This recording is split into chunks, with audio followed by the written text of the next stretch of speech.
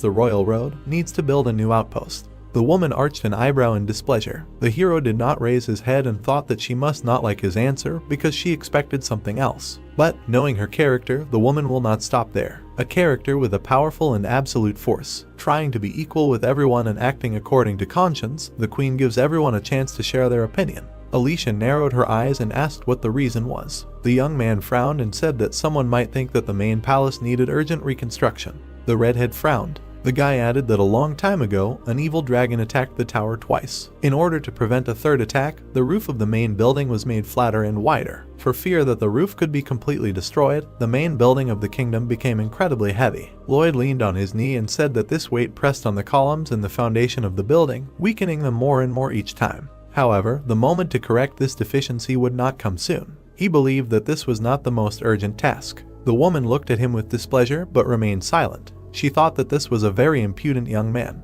Even knowing what answer was in her mind, he dared to give a different one. Alicia lifted her chin. The boy smiled and thought that he knew that the queen knew that he himself had given a different answer, although he knew what was on her mind. The redhead continued to look, realizing that the interlocutor knew that even if in her head she had meant something else, he still answered incorrectly. The smile widened on the hero's face. He knew that the queen knew that he knew that she knew that even if in her mind she already had an answer, he answered differently. The system begged this crazy idiot to stop. The queen chuckled, mentally asking if the boy had decided to play with her. The hero looked at her innocently and thought that he was only asking for food, a new order and payment. Lloyd said that the current bridge over the Magina River had already been repaired 12 times. It cannot withstand the spring flood and collapses from time to time. When the bridge falls again, the usual way of life of the people will be disrupted and the monarch will again need a lot of money. This particular structure needs reconstruction due to natural phenomena. The brown-haired man closed his eyes and said that if only the queen could instruct them to do this, they would build a bridge that would not be afraid of either floods or ice drifts. The guy was talking about a modern suspension bridge. The woman frowned, noticing that this arrogant and reckless man was judging her. The aristocrat swallowed, and the knight glanced at him nervously. The interlocutor pressed her lips and thought that the more they talked, the more she liked it. Alicia asked to continue talking about the bridge he wanted to build. The hero grinned and thanked her. The young man knew that she would like it. Flatterers are hated, but those who are confident in themselves and their beliefs are rewarded with generous faith. Lloyd began to babble, describing all the delights of his idea, and the queen stopped him, explaining that she was suddenly no longer interested in it. That's Queen Magenta for you. However, she will be betrayed by the one she loves the most. She will lose her arm and become a bloody monarch. But this story will happen only in 3 years. Now the woman is a good queen, ready to listen to even the poorest peasant. The redhead looked at the guest and asked what would happen if this bridge fell. The guy thought that in this case he would pack his things and go overseas, but he replied that she could chop off his head. The brown-haired man looked up and asked to maintain the status of his family while this bridge stood. The queen grinned and noticed that he still managed to make her laugh. She waved her hand and said that she would allow him to do as he wanted. The woman promised him a decent reward in the preservation of the status of his family. The hero crawled closer to her and handed over a scroll, explaining that he needed to sign a contract. Alicia frowned and was indignant. Did the guy really not believe her words? She was surprised that this guy had prepared a contract in advance. The hero bowed and explained that the document stated that if he was insincere in his words, he would suffer the most severe punishment. He asked to consider this as a necessary measure coming from a modest man who could not be trusted. The interlocutor looked at him in bewilderment, but obediently signed. Alicia thought that she had a feeling that she was being drawn into something, but she was not angry at all. The young man bent over, sticking out his butt, and thanked her. The woman asked why he stuck out his butt. The hero explained that he physically could not lower his head lower in front of her, so he tried to lower himself as much as possible. The redhead asked to lower his butt, not wanting to see her. Lloyd and the knight walked down the corridor, accompanied by the butler. The young man put his foot on his toe and twirled. The brown-haired man made a smug face and pointed at the scroll, showing with all his appearance that this guy tore everyone apart right in front of the queen and got the contract. Xavier frowned and thought that the lord's rude behavior almost deprived him of his head. He would not be able to block the sword of the sword master, so there is no need to cross the line. Imperial Knight Kale looked at the queen and noted that Lloyd was smart and did great calculations. The woman smiled, sitting on the throne, and agreed, adding that the young man was more assertive than she imagined. The man frowned and said that it seemed to him that the ruler was unhappy about something. The interlocutor answered in the affirmative and explained that the guest was trying to outsmart her from the very beginning. Alicia smirked and added that he did it so trivially that it was even cute. A couple of days later, the hero threw a bag over his back. The knight approached him and asked if he could really handle it alone. The brown-haired man turned around and asked why he needed security in a kingdom with an unrivaled security system. He made a face and said that being anywhere with Xavier was extremely uncomfortable. Even earlier, when inspecting the area, he could not concentrate because crowds of girls were running after the knight. The swordsman looked at the young man and asked him to convey his warmest wishes to Mr. Julian. The hero waved his hand and replied that he understood. Lloyd Frontera is Lloyd's younger brother, who is currently studying at the Royal Academy. Before going to the Royal Road, the Baron packed a bunch of warm clothes to give to him. The aristocrat walked down the street and wondered what was in the novel. At this time, the Baron's family was completely broke and they were unable to pay for his education, as a result of which he was thrown out of the dormitory. And Julian died, having run into a robber while wandering the streets at night. The brown-haired man smiled and decided that this would definitely not happen now, and how cool he was that he saved someone else's life. He moved towards the academy to go meet his little brother,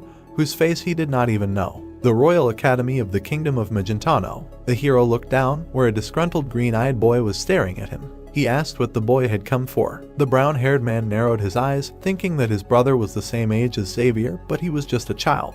From the angry look on Julian's face, one could tell that Lloyd was a real asshole. The guy decided that he would not suspect anything if he did not treat him kindly. He threw the bag to the boy and said that his mother had packed it for him. Julian frowned, not believing that he was not called a bastard idiot, and that his brother had come on behalf of his mother. Notice, because of your overly kind behavior, the boy doesn't trust you. The hero was indignant. What kindness was there in his behavior? Behaving like this Lloyd is very tiring. The brown-haired man turned around and said that he was leaving. The boy frowned and was surprised that he didn't even hit him. Notice, suspicions are strengthened by such humane behavior. The guy was amazed that he even called the child a punk, almost hit him. The hero stopped, remembering how the Baroness asked him to have dinner with his brother. He scratched his head irritably under the boy's intent gaze. The brown-haired man turned around and asked if there was any decent restaurant around. The interlocutor answered that there was, but so what? The guy said that he would buy him something to eat. He diligently added the word punk at the end of each sentence. Julian asked why. The guy sighed and explained that his mother asked him to. The boy frowned.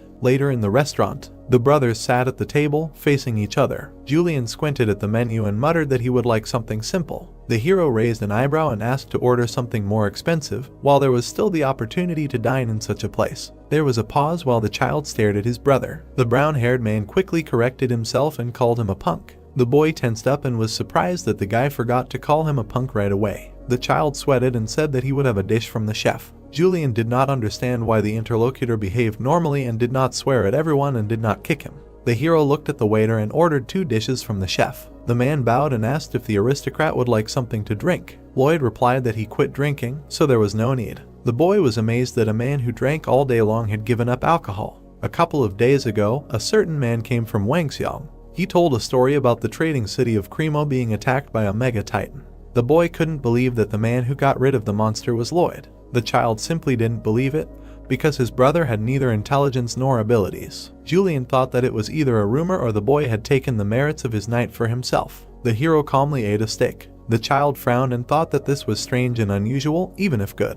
But in front of him was like a completely different person. Suddenly, a blonde man came up and hit the boy on the head. Lloyd looked up. The stranger looked at the child and asked why he was sitting there. Julian sweated and babbled that this was just how things turned out. The interlocutor hit the boy on the head and asked what he had been taught in law class. He continued to beat the child, asking if he could really break the law whenever he wanted. The protagonist put the cutlery on the table and glanced to the side. The offender said that the Baron's family did not eat in crowded places because it could cause unnecessary problems. The students at the next table laughed, and the bully insulted the boy. The cook and the waiter also pretended that nothing was happening. Lloyd crossed his arms and thought that even at the academy, the status of the family was more important than knowledge, and it was not right for the son of a poor estate in the wilderness to be so close to the leadership. The guy thought that if he helped his brother now, it would only complicate his life at the academy. Moreover, the boy himself was sending a signal for him to stay out of it, albeit with tears in his eyes. He noticed bruises on his arms. The blonde grinned and said that in his house there was a racanada recognized throughout the kingdom.